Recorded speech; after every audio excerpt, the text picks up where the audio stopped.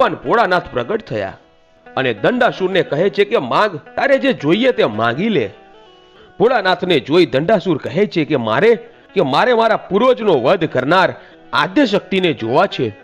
ત્યારે ભોળાનાથ બોલ્યા, તથાસ્તુ, તારી મનોકામના જરૂર પૂરી થશે. તને માં ત્રિપુરા બાળા સ્વરૂપે મળશે. આટલું બોલી ભોળાનાથ અંતર ધ્યાન થઈ ગયા. પછી તો આ દંડાસુરે પૃથ્વી ઉપર હાહાકાર મચાવ્યો.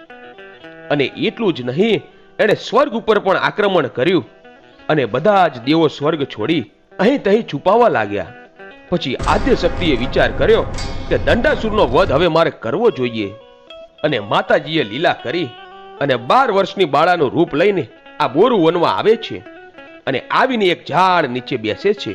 અને દંડાસુર ત્યાંથી નીકળ્યો અને આ બાળાને એકલી જોઈ એને પૂછવા લાગ્યો કે હે બાળા, તું અહીં એકલી કેમ બેઠી છો? ત્યારે આ બાળાએ